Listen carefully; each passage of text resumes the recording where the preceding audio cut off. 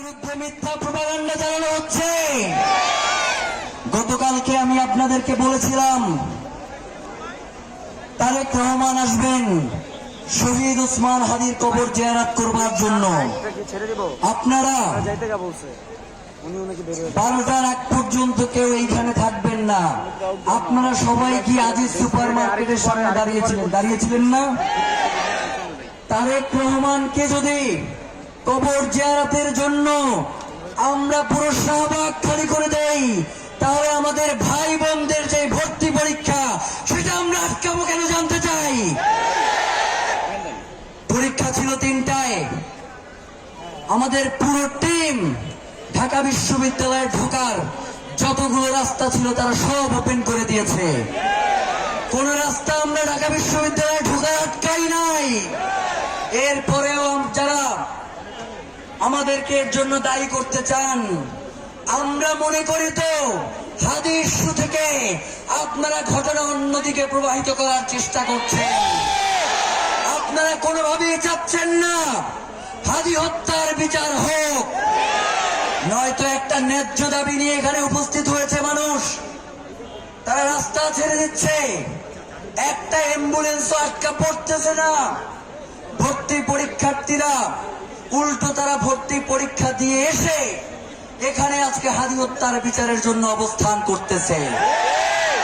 অথচ আপনারা সোশ্যাল মিডিয়ায় তথাকথিত সুশীলরা যে বয়ান তৈরি করছেন, এই বয়ানের মাধ্যমে আপনারা হাদিকে হত্যা করেছেন। সুতরাং কোন ধরনের প্রপাগান্ডা, কোন ধরনের মিথ্যা কথা দিয়ে হাদিকে নাই করে দেয়া যাবে না। হাদি ছিল, হাদি আছে, হাদি থাকবে ইনশাআল্লাহ।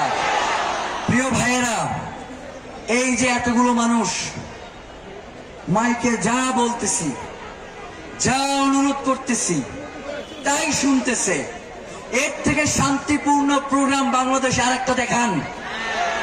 নেতার পাশে দাঁড়ানোর জন্য মঞ্চ ভাঙ্গা পড়ে, নেতার পাশে দাঁড়ানোর জন্য জানাজা এবং দাফনে পরবর্তী কবর জিয়ারতেও ধাক্কা ধাক্কির কারণে নেতা পিছনে পড়ে যায়।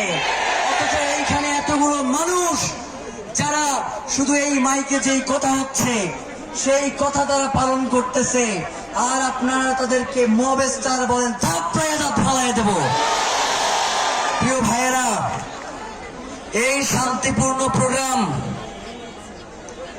ইনকিলাব মঞ্চ, ওসমান হাদির ইনকিলাব মঞ্চ এই প্রোগ্রামের আয়োজন করেছে। এইখানে কোন বিশৃঙ্খল জনতা নাই। এইখানে বাংলাদেশের স্বাধীনতাকামী শান্তিপ্রিয় জনতা অবস্থান নিয়েছে। সুতরাং তাদেরকে যদি আপনারা পরিচিত করেন, প্রলোভন দেখান, তবু আমরা বলে দেয় আপনারা কোন বিশৃঙ্খলা তৈরি করতে পারবেন না। গতকাল থেকে রায় ওসমান হাদিকে গুলি করবার পর থেকেই বিভিন্ন জায়গায় আপনারা মবের সৃষ্টি করেছেন, কিন্তু ওসমান হাদিকে কি আপনারা নাই করতে পেরেছেন? ওসমান হাদির হত্যার সাথে যারা জড়িত তাদের বিচার নিশ্চিত করা না পর্যন্ত এই জনতাকে কোনো ছল চাতুরি দিয়ে বোঝানো যাবে না।